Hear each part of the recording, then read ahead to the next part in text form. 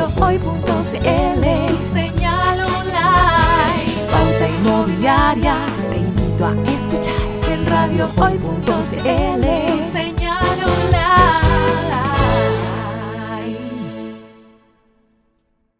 Hola, hola, ¿qué tal? ¿Cómo están ustedes? Muy bienvenidos a un nuevo programa de Pauta Inmobiliaria, en que vamos a estar conversando sobre el paso a paso de cómo poder cerrar una venta correctamente, una venta, por supuesto, de inmueble.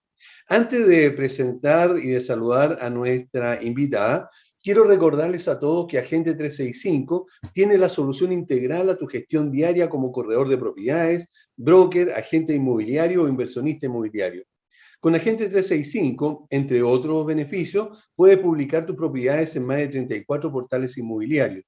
Agente 365 es una empresa nacional que apoya íntegramente a los corredores de propiedades del país. Ubícalos en www.agente365chile.cl.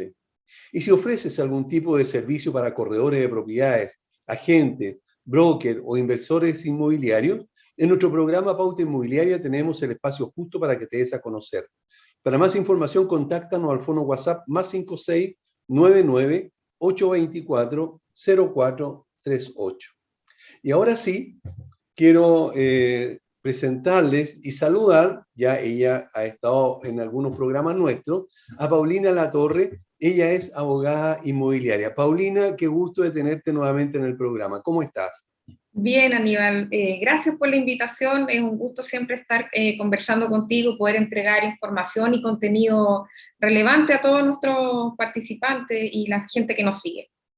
Como ha aumentado el número de auditores, me gustaría preguntarte, Paulina, para que ellos también se vayan orientando, digamos, sobre quién eres. ¿Desde cuándo que eres abogada y por qué elegiste el sector inmobiliario habiendo tantas otras opciones, quizás incluso hasta más rentables?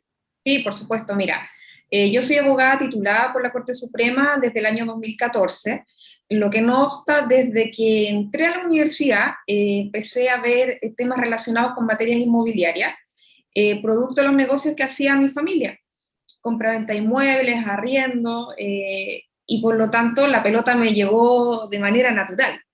Así que eso me permitió ir aprendiendo, obviamente con la experiencia, ensayo y error también.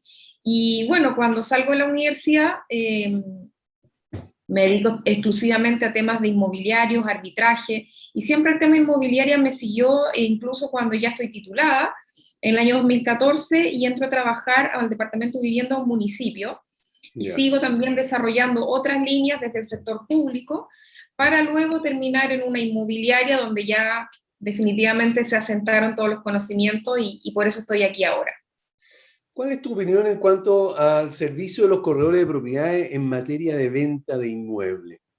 Mira, yo siempre he pensado que son un elemento esencial en toda gestión de materia inmobiliaria, porque creo que la labor que ellos hacen no solamente tiene un punto de vista desde el punto de vista económico, sino que yo creo que es aquel elemento fundamental que permite unir a las partes, que es el que traduce a un idioma mucho más concreto, que logra unir posiciones. Por lo tanto creo que cumplen un rol de negociador, mediador, coordinador, y no necesariamente como un consultor o como un mero nexo. Ok, ahora es re importante que los corredores de propiedades tengan claridad al respecto y también los clientes de los corredores. ¿Pudiera existir la posibilidad o pudiera tener el corredor alguna responsabilidad en el caso de que actúe con negligencia o dolo? ¿Alguna responsabilidad civil, me refiero, o penal incluso? Sí, precisamente hoy día venía pensando en el camino. Estoy actualmente cursando un magíster en Derecho Penal y se me ocurrieron varias ideas también, porque desde el punto de vista civil, que es lo que yo más conozco, efectivamente se puede generar una responsabilidad civil extracontractual o inclusive contractual si existiera un contrato de prestación de servicio entre el corredor y el cliente, porque el corredor de propiedades, como te digo, no solamente tiene una labor económica en el negocio de materia inmobiliaria, sino que además tiene una responsabilidad en cuanto a la información del inmueble. Y eso lo han determinado inclusive fallos de la Corte Suprema que han condenado a corredoras de propiedades como personas jurídicas respecto de la responsabilidad que ellos tenían de entregar una buena información para la elaboración de un estudio de título, por ejemplo, que es el antecedente fundamental para adquirir un inmueble. Y en materia penal, este último tiempo se han venido dando muchos temas de estafa, apropiaciones indebidas, usurpación, precisamente porque hay personas que ejerciendo este oficio de corredor de propiedades no lo hacen de buena manera y finalmente se aprovechan de una situación de confianza que se genera con el cliente. Así que sí, efectivamente puede existir responsabilidad en ambos lados. Correcto. Por lo tanto, eso podría dar una tranquilidad también a los posibles clientes, en el sentido de que si por alguna razón son estafados, como tú dices, engañados, o incluso atendidos negligentemente, pudieran ellos acudir a la justicia. No es la idea, pero por lo Existe la menos herramienta. Sí, existe la existe la herramienta. herramienta, los delitos están tipificados, no es una situación sui generis. En materia civil siempre se da de una manera mucho más elástica, cuesta un poco más aterrizarlo, si uno no tiene un contrato es más difícil poder llegar a exigir una obligación, sin embargo no es imposible. Pero en materia penal están tipificados y por lo tanto las personas que se sientan afectados en una situación así pueden querellarse perfectamente y se inicia una investigación contra el potencial imputado. Sí. Tú recién acabas de señalar que no hubiese contrato. ¿Te refieres al contrato entre el cliente y el corredor de propiedades? Sí, es una situación que es bastante irregular. Yo creo que en Chile el tema del corretaje de propiedades lo vemos de una manera más formal cuando contratamos servicios en una corredora establecida con nombre, con publicidad.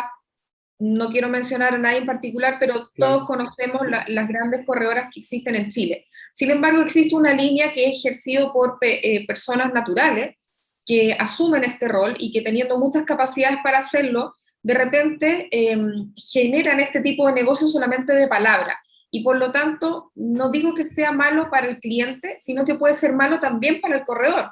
Porque, ¿qué pasaría, por ejemplo, si un cliente no le quiere pagar la comisión por la cual el corredor trabajó arduamente? ¿Cómo va a exigir ese corredor el cumplimiento de ese contrato, de ese acuerdo que se realizó de palabra? Por lo tanto, yo siempre sugiero a los asesores a los corredores con los cuales trabajo y a los cuales les enseño este oficio desde la vereda legal, firmar un contrato de prestación de servicios, no solamente para el cliente, sino también para el resguardo de ellos. Perfecto. Ok. Por lo tanto, eso sería muy recomendable. ¿Cuáles son, a tu juicio, los errores más frecuentes que incurren los corredores de propiedades al arrendar o al vender? Mira, yo creo que hay un segmento o hay un tipo de corredor que a lo mejor puede resultar un poco más inexperto, que lleva menos tiempo en el área, y creo que se cometen dos errores fundamentales. Primero es no entender la información que le estamos pidiendo a nuestro cliente comprador o vendedor. Porque si yo como corredor no entiendo lo que le estoy pidiendo, ¿cómo le voy a explicar a mi cliente cuál es el objetivo de pedirle esa información? Y lo segundo, creo que raya un poco más en los aspectos legales que viene de esta solicitud de información o documentos que tiene que ver con el estudio de título. El estudio de título se mira como algo muy fácil, muy práctico, pidamos un par de certificados en el conservador y listo.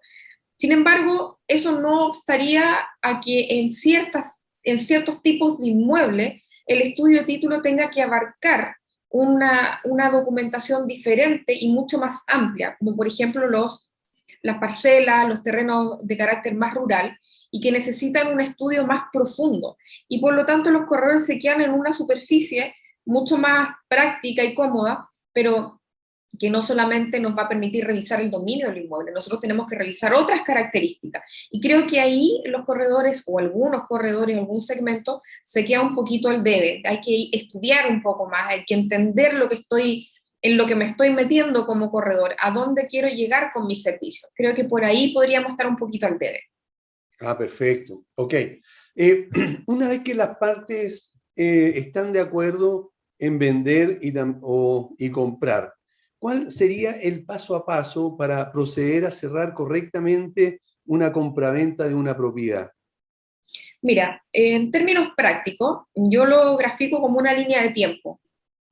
En la medida de que tanto cliente, comprador o vendedor puedan estar asesorados por un buen corredor de propiedad o inclusive por un abogado experto en área inmobiliaria, podemos distinguir ciertas etapas muy claras. Para mi gusto, lo primero, o que puede ir incluso en paralelo, es el estudio de título y la promesa de compraventa.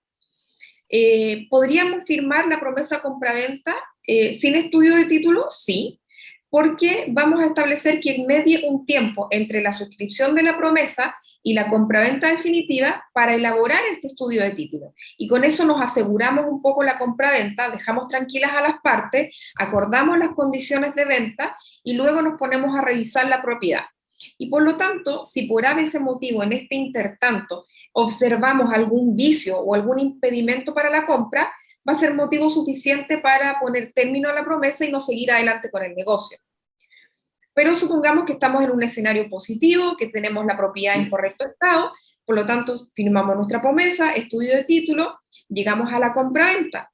La compraventa es un instrumento público, es una escritura pública que tiene que ser firmado por personas que sean plenamente capaces, mayores de edad, ante un notario, donde se establecen elementos que son esenciales del contrato, como el tema de las partes, la propiedad, el precio, la forma de pago y otros puntos más que los manejan muy bien los notarios o bien los abogados que están asesorando a estos clientes que son capaces de confeccionar esta escritura.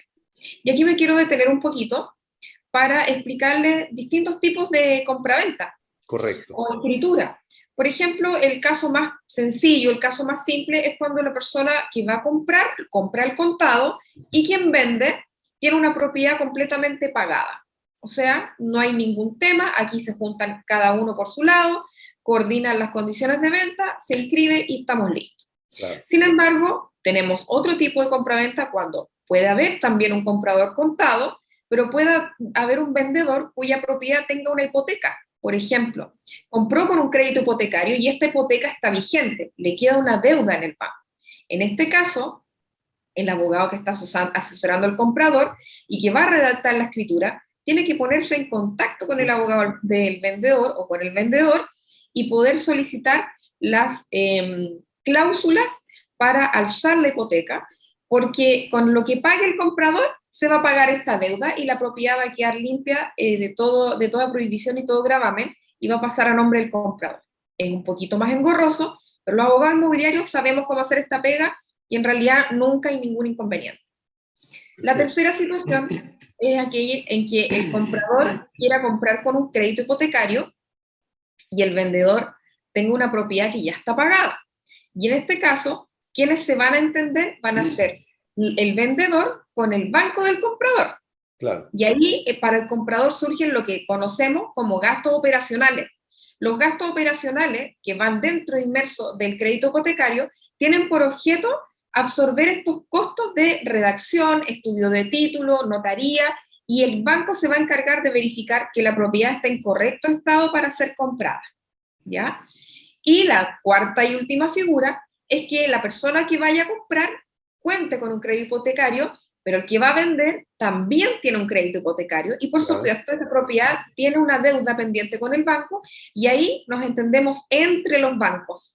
Y entre los bancos se prestan la información, redactan la escritura, coordinan esta forma de escritura, vamos con las partes a firmar, firman los representantes del banco, es bastante burocrático a nivel, pero así funcionan las cosas y funcionan bien. Lento, en muchos casos, pero bien. Y una vez que tenemos firmada la escritura, nos vamos a la última etapa, que es la que más me gusta a mí, y nos vamos al conservador de bienes raíces con esta escritura, solicitamos la inscripción. Una vez que se encuentre inscrita, vamos a tener los certificados que acreditan que el comprador es el actual dueño, y bueno, de ahí para adelante comienza efectivamente el dominio para este comprador. Ahora, ¿qué función cumple el corredor cuando una de las partes tiene un crédito hipotecario? Mira, entiendo perfecto. Yo trabajo mucho con corredores y es la persona finalmente que me va a ayudar a mí como abogado a poder redactar la compraventa. En este caso, el corredor va a ser quien apoya a su cliente para poder gestionar con el banco las cláusulas de alzamiento de la hipoteca y las cláusulas que sean necesarias para que efectivamente esta hipoteca se pueda eliminar. En mi caso, me ha tocado mucho que los corredores son súper diligentes y siempre están en contacto con los clientes para poder obtener estas cláusulas que tienen que ir insertadas en la escritura compraventa, y por lo tanto la gestión de ellos es fundamental, porque ellos son los que agilizan el proceso. Ok, Paulina, recién mencionaste algo que a veces complica, no sé por qué, a los corredores de propiedades. Hablaste de la promesa de compraventa. ¿Qué rol cumple ese documento y cómo se hace? Mira, la promesa de compraventa en cuanto a instrumento puede ser otorgado como un instrumento privado o también como escritura pública. Porque los requisitos que establece nuestro Código Civil y nuestra normativa es que la promesa, para que tenga validez, basta que conste por escrito. Sin embargo, dependiendo de qué instrumentos contenga la promesa, son los efectos con los que yo voy a poder contar para hacer efectiva esta promesa en caso de que promitente comprador o promitente vendedor se retracten.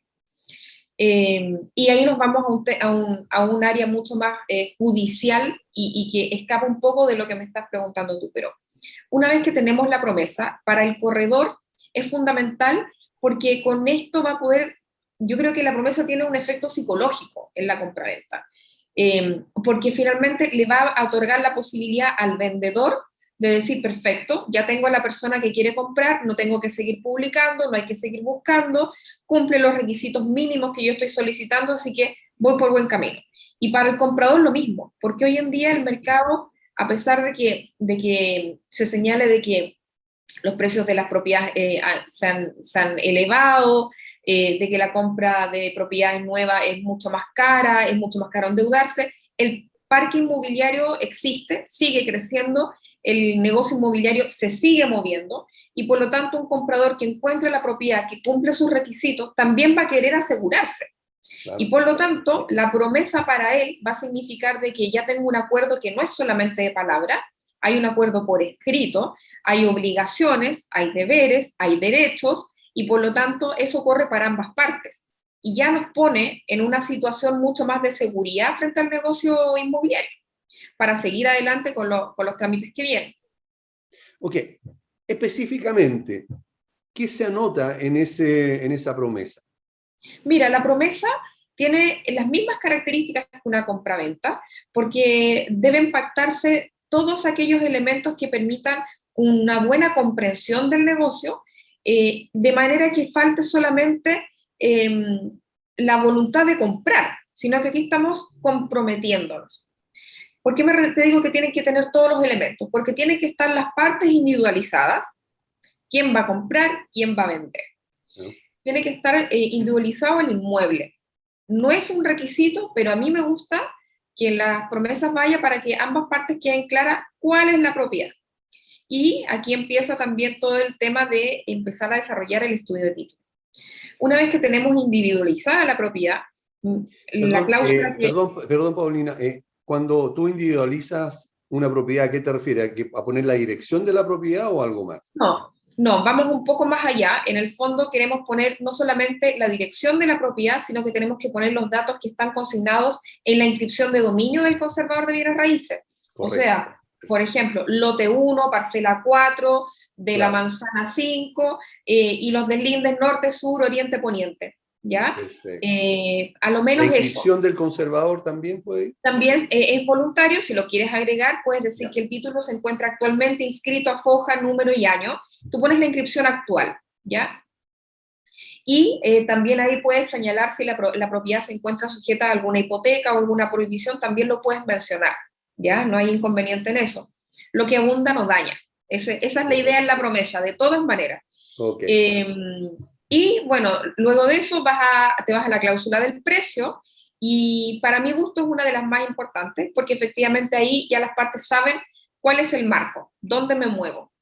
Como a lo mejor en la promesa, en muchas ocasiones se puede pagar un pie, un adelanto, un porcentaje, que se pueda pagar con distintos instrumentos, vale vista, cheque, efectivo, transferencia, etcétera, y es un monto que van a acordar las partes, la ley no establece, no lo exige, pero las partes suelen hacerlo como una manera de quedar convenidos, de que este negocio vaya quedando ya más amarradito. ¿Qué función cumple la reserva aquí en estos casos?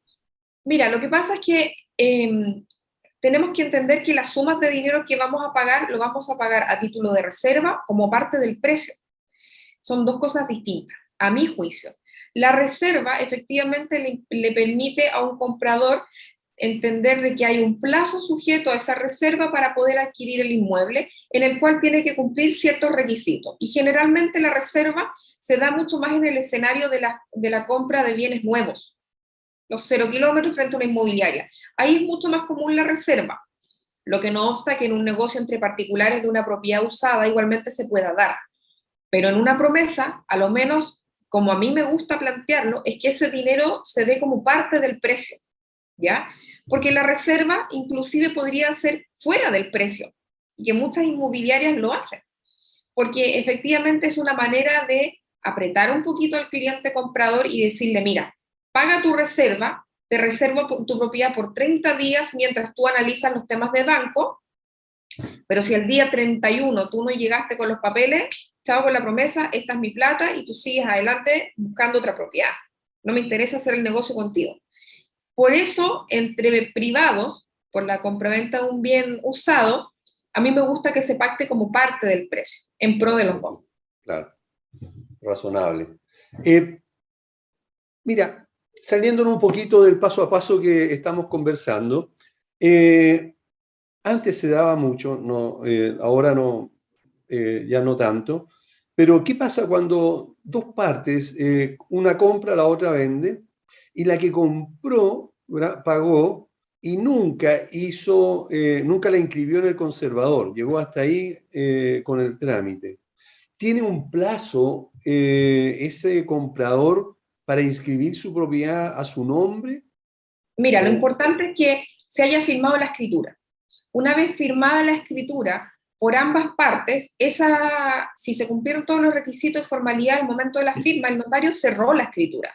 Yeah. Y el comprador tiene la escritura como un papel más guardado en su escritorio y no hay un plazo. Él puede inscribir en cualquier momento. Lo importante es que lo haga lo más rápido posible, porque mientras no se inscriba en el conservador, no va a adquirir el dominio de la propiedad. Porque nuestro sistema conservatorio y nuestras normas implican dos requisitos para hacerse dueño. Primero, que haya un título, y en este caso tenemos la compraventa, que está pactada en una escritura pública.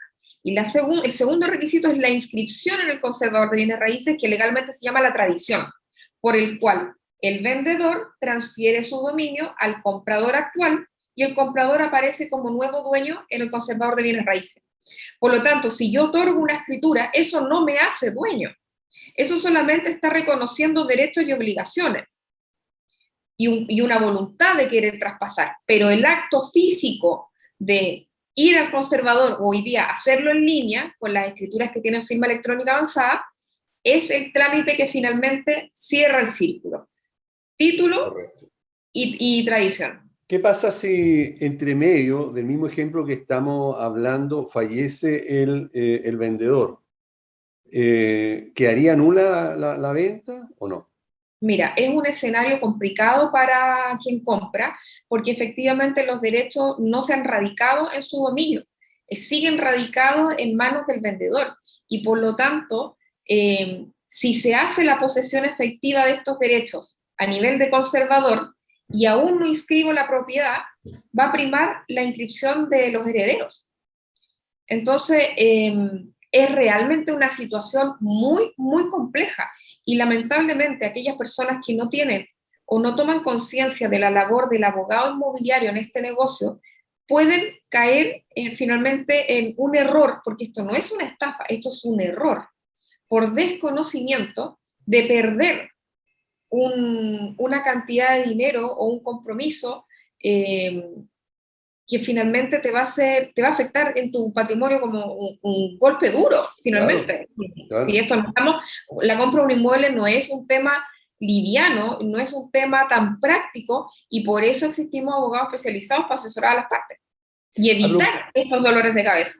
Claro, o situaciones gravísimas como perder ese patrimonio, ¿verdad? Claro. Aprovechando que estás diciendo de que tú orientas, ¿verdad? Yo he visto en redes sociales precisamente eso, de que tú enseñas a corredores de propiedades la función, Sí, digamos, legal en este caso. ¿Nos puedes contar sí. un poco más de qué se trata? Sí, mira, mi labor efectivamente es poder entregar un curso personalizado. Yo hago un curso individual, no es un curso grupal. Por lo tanto, los temas que se ven van dedicados y expuestos de manera específica para el cliente quien me lo solicite. ¿A qué voy con esto? Por ejemplo, hay ciertas personas que me dicen, mira, yo quiero ser corredor de propiedades, pero yo solamente me dedico a los arriendos y no veo, por ejemplo, compraventa. Perfecto, entonces el curso va a ir preparado para ti en temas de arriendo y vamos a revisar todo lo que es el aspecto legal y el aspecto comercial que tiene que manejar un corredor. Por mi experiencia, yo también me dediqué al corretaje durante mucho tiempo y por lo tanto tengo una mirada muy macro de lo que es el negocio inmobiliario. Y eso es lo interesante. Los alumnos quedan recontentos porque lo hacemos entre 3 y 4 clases, lo hacemos en línea Perfecto. y no tengo límite para las horas de clase. O sea, si estamos viendo un tema y la persona me dice, ¿sabes qué? Quiero revisar esto, ¿podemos ver un documento? Vamos. Si tenemos una clase de 2 horas, la hacemos, ¿te fijas? Pero la Ah, idea perfecto. es que la persona quede de manera que pueda manejar el negocio y todas sus dudas queden disipadas. Y además viene con un plus, que durante 30 días después de terminar el curso, puedo asesorarlo no solamente en temas de un negocio puntual que esté llevando, sino también en aspectos que hayamos revisado en los contenidos. Al respecto, entonces, yo creo que es una muy buena instancia, porque no solamente tendrían cabida los corredores de propiedades, sino que también pequeños inversionistas, personas que tienen 2, 3 o 4 propiedades y que las tienen, la alquilan. También para ellos creo que podría ser Por interesante supuesto que tener sí. esta capacitación. Sí, por supuesto que sí, porque, como te digo, no es un tema tan difícil. Yo no lo encuentro difícil quizás porque llevo muchos años en esto, pero creo que con ciertas herramientas, tanto un inversionista como un corredor van a quedar en una situación mucho más cómoda al momento de analizar un negocio. Perfecto. Ahora, de acuerdo a tu propia visión, ¿qué crees que es lo esencial en el tema del corretaje en cuanto al conocimiento que debiesen tener y a las prácticas? A ver, tú te refieres directamente al corredor, Al ¿no? corredor. Sí, Perfecto. Mira, yo creo que el corredor debe manejar la documentación, debe saber cuál es el momento en que hay que solicitarlo, cuál es el objetivo que necesita, que nos va a entregar ese documento, a qué información queremos apuntar a obtener, dónde la tengo que obtener, cuánto es el tiempo que me demoro en obtenerlo, porque hoy día el tiempo es dinero y por lo tanto en un negocio el demorarnos en obtener un determinado documento finalmente nos puede derivar en que se nos cae el negocio. O sea, es así de rápido esto. claro. Y por lo tanto un corredor tiene que saber que cuando va a la dirección de obras municipales de tal comuna, no entregan los documentos en línea, no puedes pagar en línea, tienes que ir, pagarlo, solicitarlo y estar llamando, ir a buscarlo, y ahí vas a tener 7 días hábiles para conseguir un certificado de informaciones previas, por ejemplo. Claro.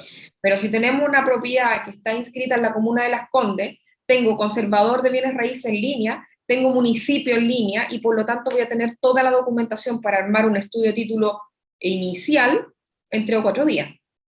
Y creo que eso, el manejo de ese conocimiento es lo que finalmente va a hacer que un negocio fluya, se concrete rápido y que el corredor consiga su comisión de la mejor manera y fidelice a los clientes. Claro, que es fundamental para el futuro. Sí, por supuesto. Claro que sí.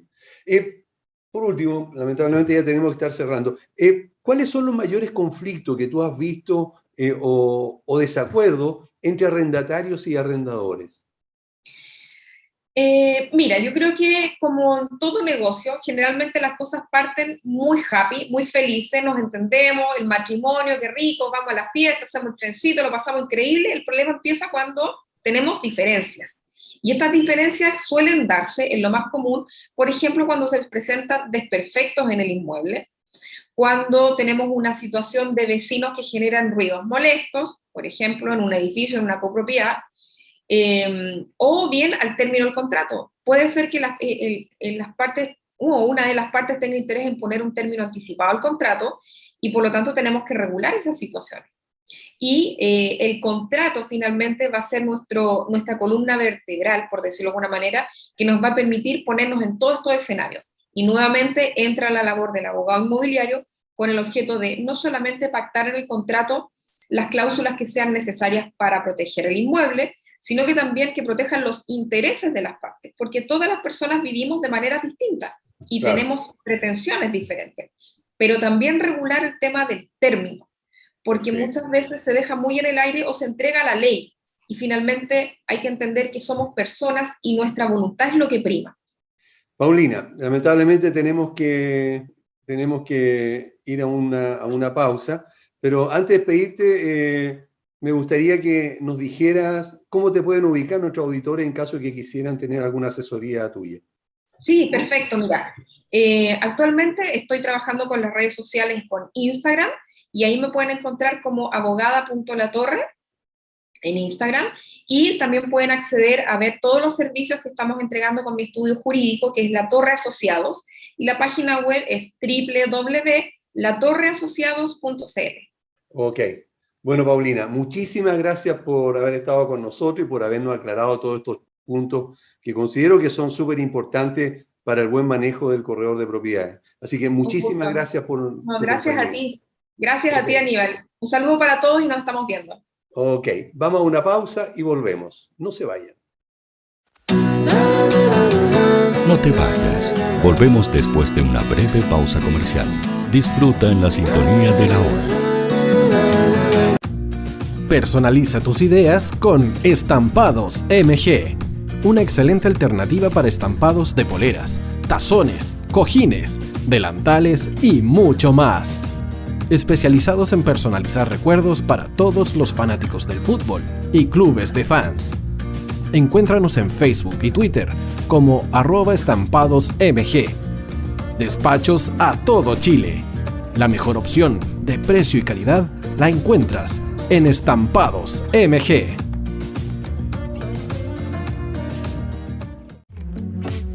Estudio Jurídico Global Use. Abogados especialistas en derecho de familia, civil y laboral. Las deudas te agobian. Global Use te ofrece diferentes mecanismos jurídicos para tu defensa y tranquilidad. Para consultas y atención personalizada, escríbenos al mail contacto@globaluse.cl o visita nuestra página web www.globaluse.cl y pide tu hora de atención sin costo. En Global Use, estamos al servicio de la gente.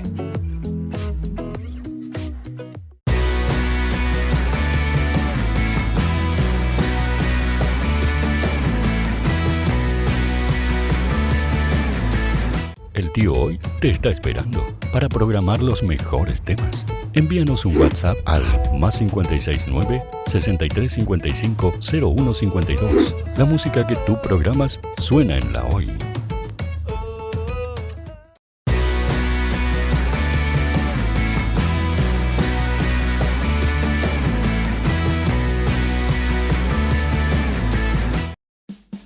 Vota en las diferentes categorías de nuestro ranking. Tú eliges los temazos de la semana en la hoy.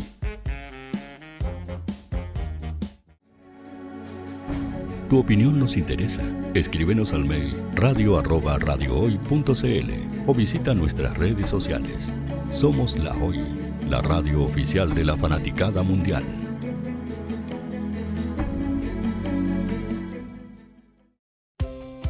Tú, que nos escuchas todos los días, ¿sabes por qué somos la radio oficial de la fanaticada mundial?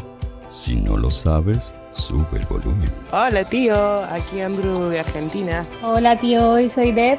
Saludos desde España. Radio Hoy es mi radio. Hola, mi nombre es Eric y los estoy escuchando desde La Habana, Cuba. Hola tío, hoy es un placer estar escuchando a Najo.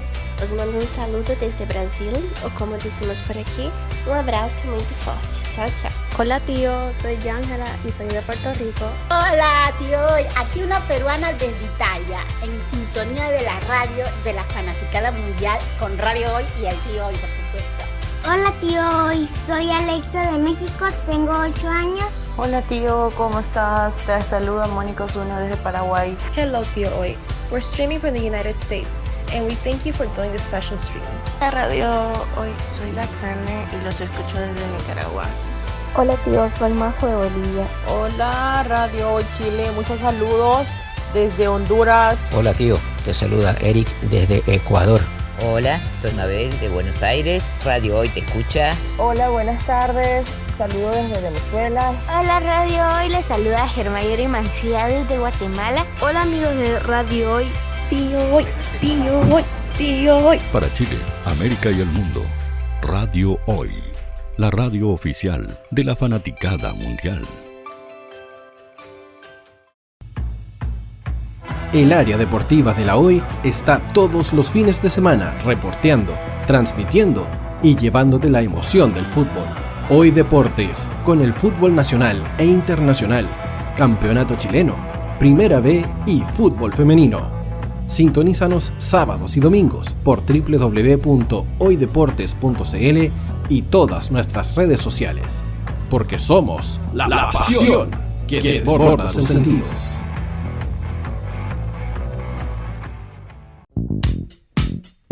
¿Quieres que tu marca llegue a miles de personas? ¿Buscas hacer crecer tu negocio?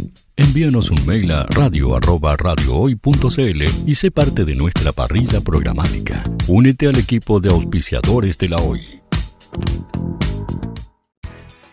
Radio Hoy es una empresa Hoy Comunicaciones. Visítanos en www.hoycomunicaciones.cl.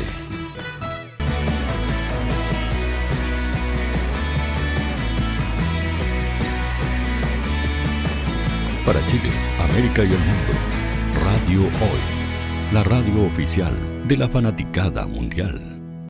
Y si ofreces algún tipo de servicio para corredores de propiedades, agentes, brokers o inversores inmobiliarios, en nuestro programa Pauta Inmobiliaria tenemos el espacio justo para que te des a conocer. Para más información, contáctanos al fono WhatsApp más 5699-824-0438.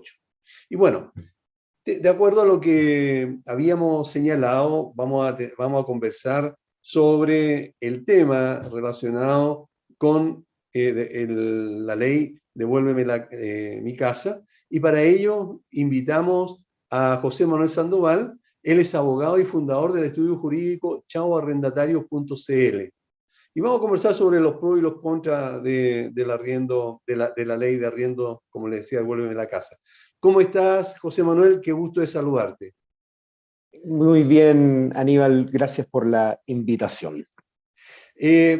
Para ir entrando en materia, y primero para que nuestros auditores te conozcan, debo señalarte que estamos orientados hacia los corredores de propiedades, que son muchísimos los que nos escuchan todos los lunes, y también a un grupo importante de pequeños inversionistas inmobiliarios que tienen 2, 3, hasta 4 propiedades en arriendo.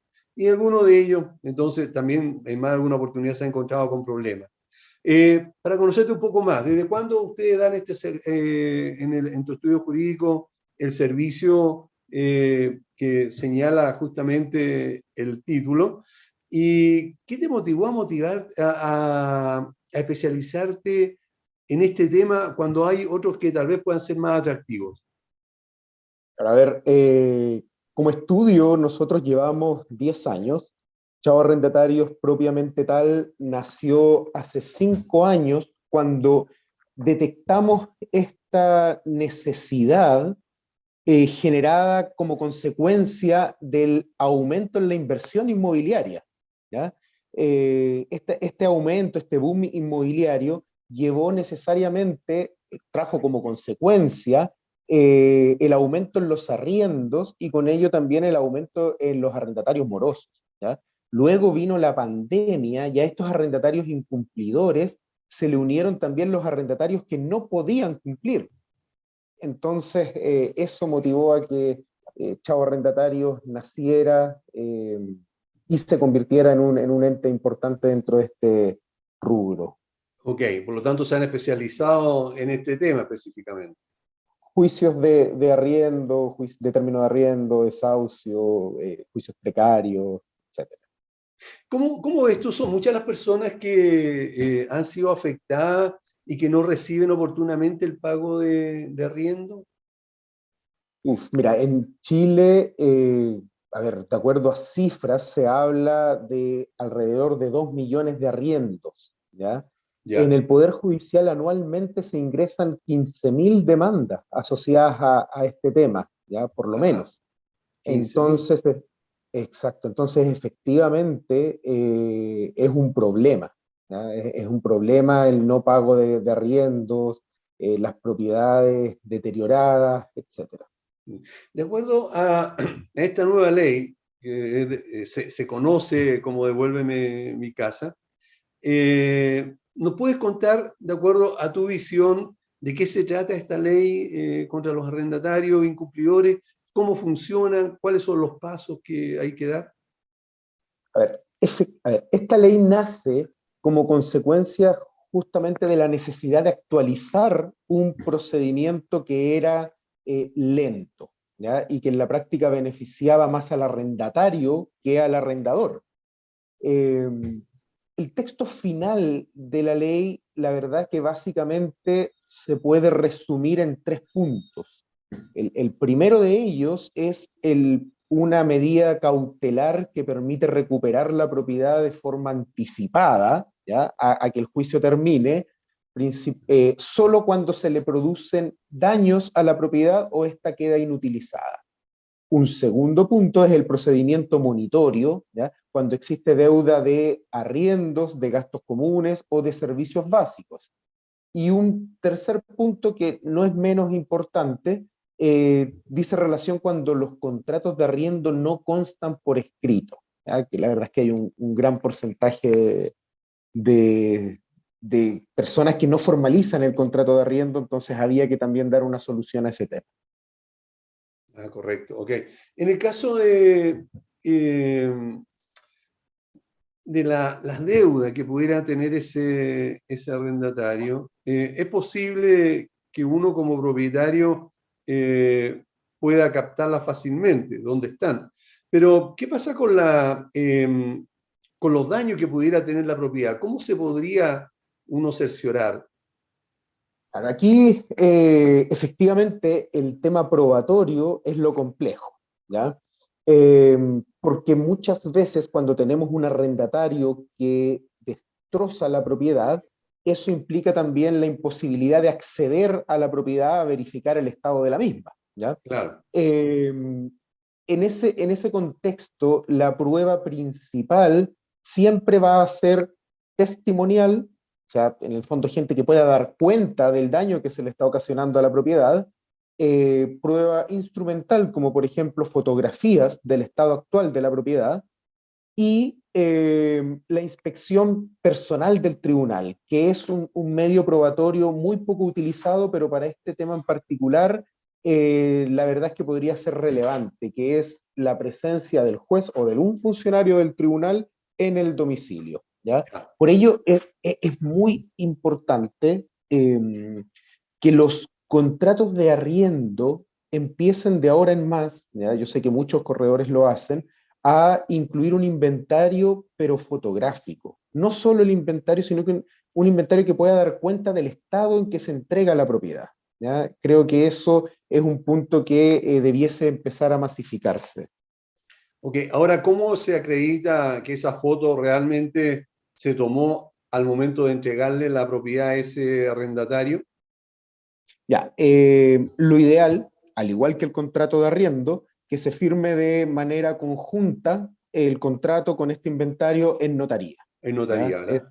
Claro, el notario da cuenta, al firmarse en notaría, en el fondo da cuenta que el arrendatario acepta que esa es la condición del inmueble al momento en que se le hizo la entrega.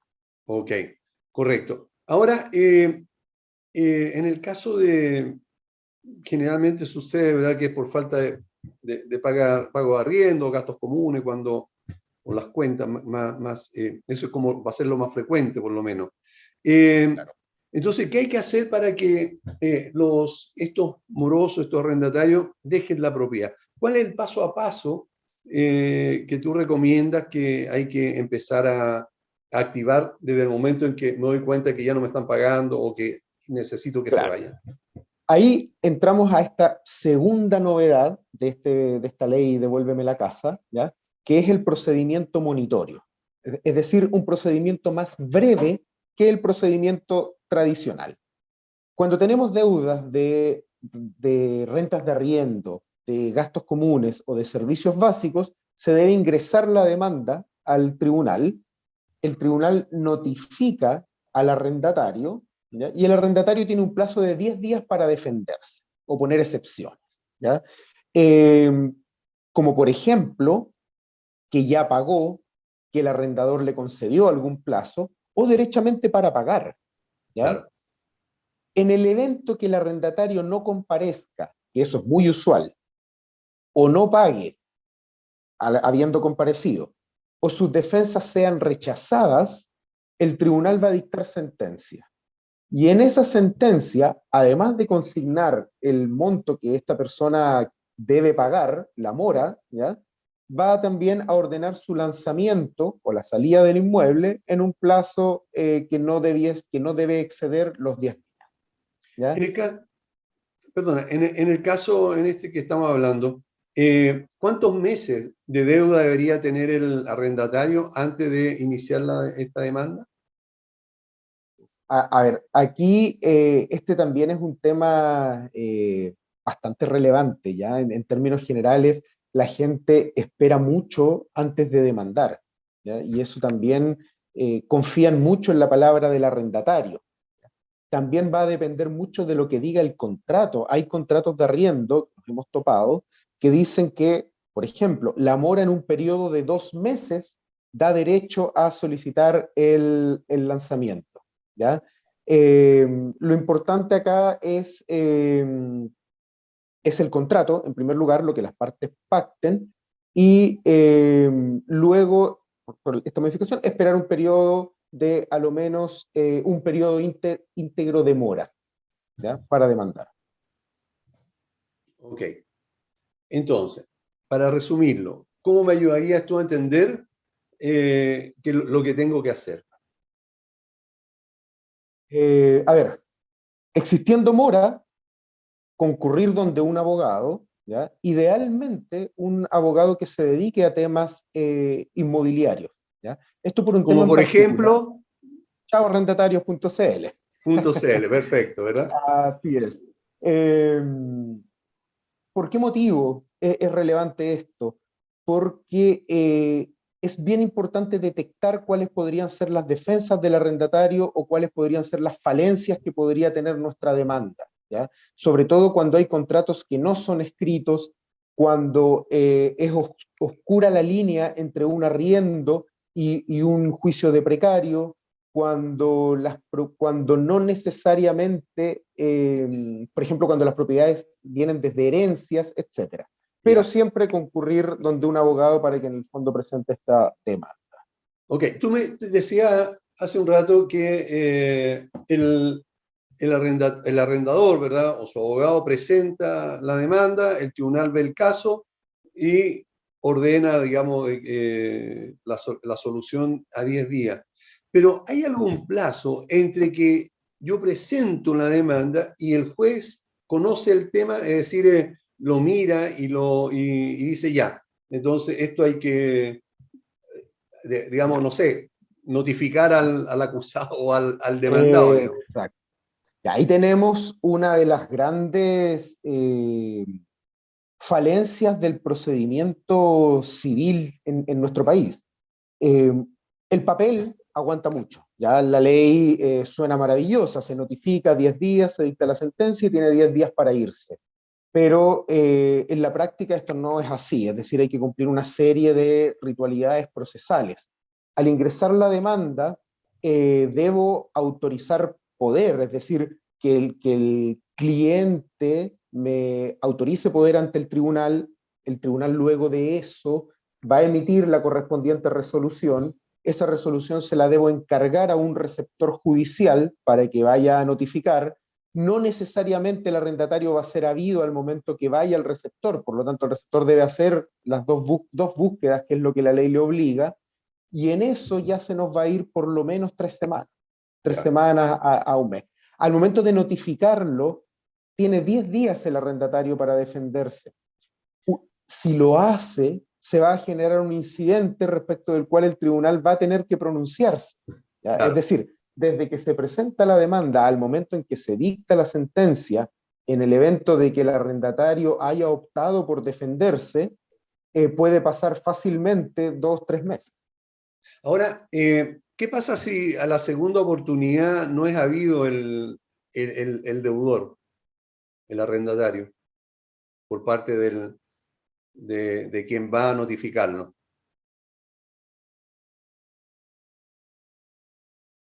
José Manuel. La ley establece una... ¿Me Te quedaste escuchas? pegado. A ver. Sí, me quedé pegado. Sí. ¿Cómo dice? Ya. La ley establece una presunción, ¿ya? Y en esa presunción, el arrendatario se presume que su domicilio es el arrendado, ¿ya? Por lo tanto, 2 búsquedas son suficientes, pero deben ser 2 búsquedas en 2 días y horarios distintos. Ah, correcto. Ok. ¿Cuál es tu opinión en cuanto a los aspectos más negativos que pudiera tener esta ley? Yo creo que como principal problema, a ver, se eliminó del proyecto de ley original la posibilidad de interponer demandas innominadas, ¿ya? ¿Qué significa ¿Qué eso? ocurre?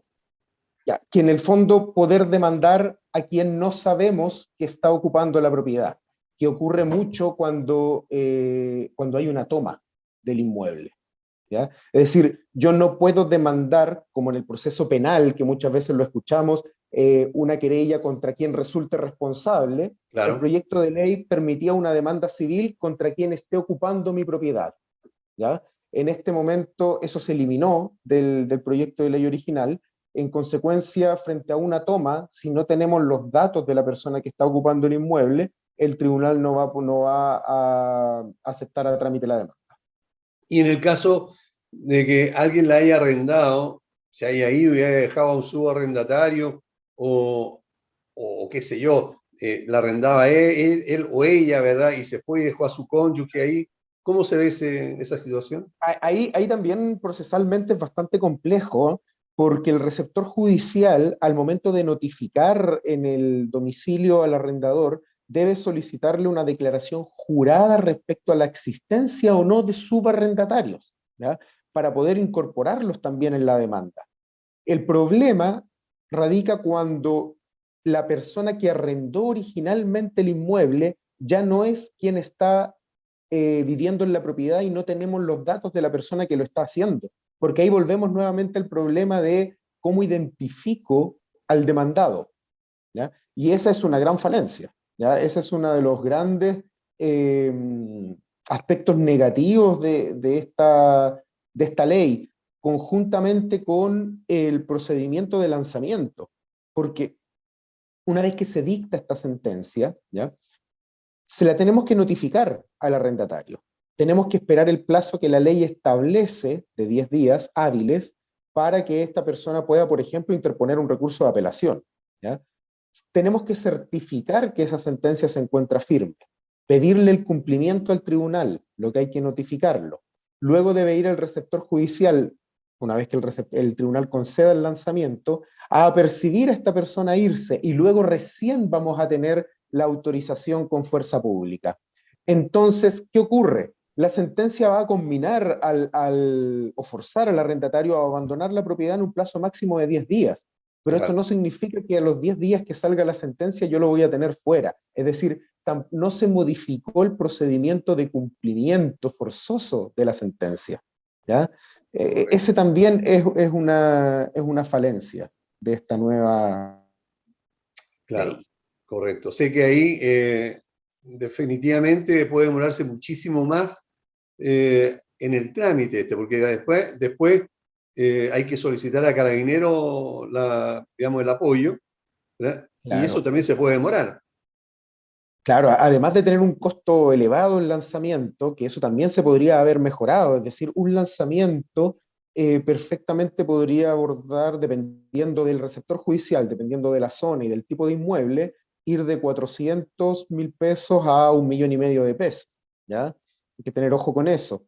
Y además se debe coordinar con Carabineros, la agenda que Carabineros disponga para efectuar los lanzamientos, que debe coincidir además con la agenda del receptor judicial, que probablemente va a ocupar toda la mañana o toda la tarde en este proceso. Ok. Ahora, según tú también y tu experiencia, ¿cuáles son los aspectos más positivos de esta ley? Primero, que efectivamente agiliza el proceso cuando existe deuda, ¿ya? La apelación, por ejemplo, es solo en el efecto devolutivo. ¿Qué significa esto? Aterrizándolo, sacando el lenguaje jurídico, que la sentencia se puede cumplir de igual forma mientras el juicio está en la corte esperando la apelación del arrendatario. Además, permite que el arrendatario se ponga al día, ¿ya? Sin necesidad de que sea forzoso ponerle término al contrato de arriendo, ¿ya? Bueno, este último punto lo podemos ver como falencia o lo podemos ver como un aspecto positivo de esta ley, ¿ya? Claro. Aquí, Aníbal, a ver, la ley anterior permitía poner una demanda de término de contrato de arriendo por no pago de rentas y en subsidio una demanda de desahucio. ¿Qué significaba esto? Que aunque la persona me pagara la renta, yo aún así no quiero seguir con el contrato de arriendo. Claro. Con la nueva ley, si no hay pago de renta, estoy obligado a iniciar este proceso de monitoreo. Entonces, si la persona me paga la renta, ahí se acaba. No me permite la posibilidad de interponer subsidiariamente un juicio de desahucio, ¿ya? Entonces, aquí eso va a depender del punto de vista, de la situación particular de cada arrendador, si eso le va a traer un beneficio o va a ser un problema. Claro, eso se va a saber, cada circunstancia es distinta, por lo tanto, nunca se va a saber. Ahora, siempre creo yo es mejor llegar a un mal acuerdo que a un buen juicio. Ahora en esto sí es más rápido, digamos, la situación en beneficio del arrendador. En el caso de echados arrendatarios, ustedes están viendo continuamente esta situación. ¿Cómo les ha ido en general? Bueno, esta ley es nueva, por lo tanto todavía no han experimentado. Pero en la mayoría de los casos, ¿se puede llegar a algún acuerdo con el mal arrendatario, con quien está no pagando, para que se vaya? ¿O definitivamente había que hacer una demanda con todo el juicio que demoraba? En términos generales, con los arrendatarios ocurren dos cosas, con los arrendatarios morosos. Una de ellas es que efectivamente es positivo la búsqueda de un acuerdo, porque cualquier acuerdo tiene el valor de sentencia, siempre y cuando sea por escritura pública y la acompañemos al tribunal, ¿ya? Claro. Por lo tanto, al momento que se incumple con este acuerdo, yo inmediatamente puedo solicitar el cumplimiento del mismo, ¿ya?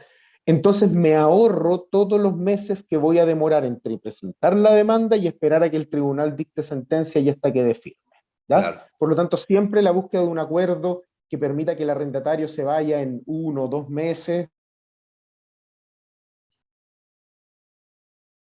Te quedaste pegado otra vez. Estamos pegados. ¿Sí? Estamos pegados otra vez.